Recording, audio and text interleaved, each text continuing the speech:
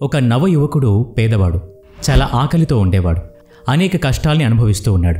చదువుకోవాలని ఎంత తపన ఉన్నా పరిస్థితులు అనుకూలించగా చదువు కొనసాగేది కాదు. దీంతో ఏం చెయ్యాలో దిక్కుతోచని స్థితిలో ఉండేవాడు. ఆ యువకుడి పరిస్థితి చూసి ప్రభుత్వ ఆఫీస్కెళ్ళి అక్కడి ఆఫీసర్ని కలిసి ఉద్యోగం కోసం ప్రయత్నించమని సలహా ఇస్తాడు ఒక శ్రేయోభిలాషి. అప్పుడు ఆ అబ్బాయి ఆ ఆఫీస్కి వెళ్తాడు. తను కలవాలనుకున్న ఆఫీసర్ బయటికి వెళ్లాలని చెప్తే అక్కడే కూర్చుండిపోతాడు. పొరపాటున ఆ ఆఫీసర్ సీట్లోనే కూర్చుంటాడు. అది ఆఫీసర్ సీట్ అని ఆ అబ్బాయికే తెలియదు. కాసేపటి తర్వాత ఆ ఆఫీసర్ వస్తాడు. తన సీట్లో కూర్చున్న అబ్బాయిని చూసి కోపంతో రగిలిపోతాడు. నానా చివాట్లు పెడతాడు. ఏ అర్హత ఉందని ఆ సీట్లో కూర్చున్నామని ప్రశ్నిస్తాడు. దీంతో అబ్బాయి చాలా బాధపడతాడు. ఒక్క మాట కూడా ఎదురు సమాధానం చెప్పకుండా దుఃఖంతో ఇంటికొచ్చి ఏడ్చేస్తాడు. ఆ రోజు నుండి మనసులో గట్టిగా ఒక నిర్ణయానికి వస్తాడు. ఎంత కష్టమైనా సరే, ఎన్ని సమస్యలు ఎదురైనా సరే ఉన్నత చదువులు చదవాలని, మంచి ఉద్యోగం సంపాదించి అదే కుర్చీలో ఒక అధికారి హోదాలో కూర్చోవాలని నిశ్చయించుకుంటాడు. అందుకోసం చాలా కష్టపడతాడు. ఆకలితో అలమటిస్తూనే కష్టపడి చదువుతాడు. కష్టాలు ఎదురైన ప్రతిసారి తనకి జరిగిన అవమానాన్ని గుర్తు చేసుకుని మరింత దీక్షతో చదవటం మొదలు పెడతాడు. అనుకున్నట్టుగానే మంచి మార్కులతో ఉత్తీర్ణుడవుతాడు. ప్రభుత్వ ఉద్యోగం సంపాదిస్తాడు. మంచి ర్యాంకును సాధించడం వల్ల అతను కోరుకున్న చోట పోస్టింగ్ ఇస్తారు. ఎక్కడైతే తాను అవమానపడ్డాడో అక్కడే పోస్టింగ్ తీసుకుంటాడు.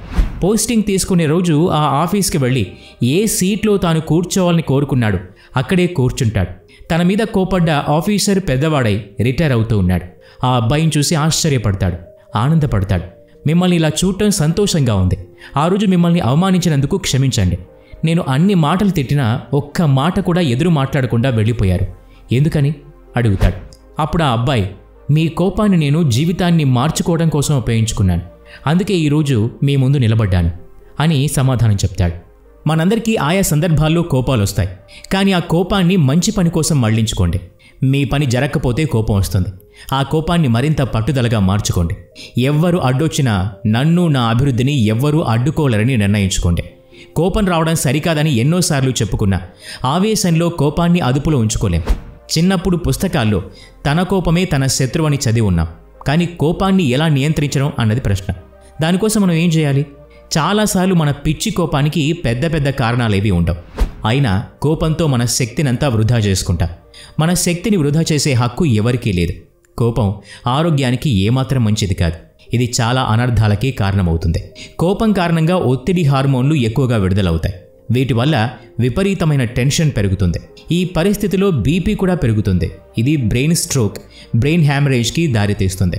ఈ పరిస్థితి నివారించడానికి మిమ్మల్ని మీరు కంట్రోల్ చేసుకోవడానికి ప్రయత్నించడం చాలా ముఖ్యం. దీంతో సమస్యలు సద్దుమణిగిపోతాయి. మీరు ఎల్లప్పుడూ సంతోషంగా ఉండాలంటే కోపాన్ని అదుపులో పెట్టుకోవాలి. కోపం వచ్చినప్పుడు ఇద్దరు వ్యక్తులు ఎదురెదురుగా ఉన్నా కూడా గట్టిగా ఎందుకు అరుచుకుంటారు అని ఒక శిష్యుడు తన గురువుగారిని అడుగుతాడు.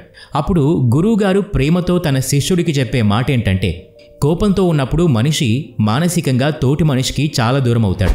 అందుకే ఎంత దగ్గరగా ఉన్నా దూరమై మాట్లాడుతూ ఉంటాడు అని చెప్తాడు. అలా అరిచి మాట్లాడుకుంటారు అని చెప్తాడు. కోపం వచ్చినప్పుడు ఇతరుల్ని మనం మనసులోనే తిట్టుకుంటాం. అదే పద్ధతిలో అవతల మనిషి కూడా మనల్ని తిట్టుకుంటారు కదా. అవతల వారు మనల్ని తిట్టినప్పుడు మనకి కోపం రావడం ఎంత సహజమో, మనం అవతల వారిని తిట్టినప్పుడు వారికి కూడా కోపం రావడం అంతే సహజమైన విషయమని మనం అర్థం చేసుకోవచ్చు. మనకన్నా బలహీనుల్ని మనం ఎక్కువగా తిడుతూ ఉంటాం. అలా తిడుతున్నామంటే మనం కూడా ఆ స్థాయికి దిగజారిపోయినట్టే. అలా కాదనుకుంటే, మీరు బలవంతులు అనుకుంటే దాన్ని నిరూపించుకోండి. తిట్టకుండా ఉండేందుకు ప్రయత్నించండి. కోపంతో ఎదుటివారిని అనేక మాటలంటాం. అవతల వారు మన కోపాన్ని అర్థం చేసుకోవచ్చు, మనని క్షమించేయచ్చు. అయినా సరే మనం తులనాడిన మాటల్ని వాళ్ళు ఎప్పటికీ మర్చిపోరు. ఈ మాటని తప్పకుండా గుర్తుంచుకోండి. మన చుట్టూ ఎవరైనా సరిగ్గా పనిచేయకపోతే దాన్ని మనం స్వీకరించలేమని గమనించే ఉంటారు కదా. ఎవరైనా తప్పులు చేస్తే క్షణంలో కోపం ఒక అలమాదిరిగా వచ్చి వెళ్తూ ఉంది. మళ్ళీ ఆ సంఘటనల్ని తలుచుకుంటూ బాధపడతాం. కోపంలో మనం జాగరూకతను కోల్పోతాం. మొదట తెలుసుకోవాల్సింది, కోపం ద్వారా అసంపూర్ణతని తొలగించలేం. ఆ పరిస్థితిని స్వీకరిస్తూ జాగరూకతతో సరిదిద్దుకోవచ్చు. కోపం ఎవరికైనా సరే ఎప్పుడో ఒకప్పుడు వస్తుంది, రావాల్సిందే. ఎందుకంటే అదొక సహజమైన ఆరోగ్యకరమైన భావోద్వేగం. కానీ సందర్భాన్ని బట్టి దాన్ని నియంత్రించుకోవడం చాలా ముఖ్యం. కోపాన్ని ప్రదర్శించడంలో కొందరు ఆనందాన్ని ఆస్వాదిస్తారని పరిశోధకులు చెప్పే మాట. కానీ అదే పనిగా కోపడుతూ ఉండటం మాత్రం చాలా ప్రమాదకరం. మనుషుల మధ్య దూరాన్ని పెంచడంతో పాటు పలు రకాల ఆరోగ్య సమస్యలకు దారితీస్తుంది. కోప్పడే వారికి తలనొప్పి వస్తుంది, రక్తపోటు అధికంగా ఉంటుంది, శ్వాస వేగంగా ఆడుతుంది, సాధారణంగా ప్రశాంతంగా ఉండేవారితో పోల్చితే కోపిష్ఠుల్లో ఆందోళన, వ్యాకులత ఎక్కువగా ఉంటుంది. వయసు పెరిగే కొద్దీ కోపాన్ని ఎలా నియంత్రించుకోవాలన్నది కూడా నేర్చుకుంటాం. ఒక ఊళ్ళో ఒక పిల్లాడు ఉండేవాడు. వాడికి విపరీతమైన కోపం వచ్చేది. ఆ కోపాన్ని చూసి అతని తండ్రి భయపడిపోయేవాడు. ఆలోచించి ఒక బాబా దగ్గరికి తీసుకెళ్తాడు. కొడుకు కోపాన్ని ఎలాగైనా తగ్గించమని వేడుకుంటాడు. అప్పుడు ఆ బాబా ఒక చిరునవ్వు నవ్వి ఆ అబ్బాయికి ఒక సంచి నిండా రాళ్లనిస్తాడు. ఆ రాళ్ళు ఇచ్చి ఒక మాట చెప్తాడు.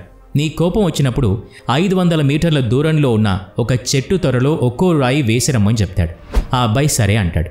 మొదటి రోజు చాలా రాళ్లు తీసుకెళ్లి ఆ చెట్టు త్వరలో వేస్తాడు.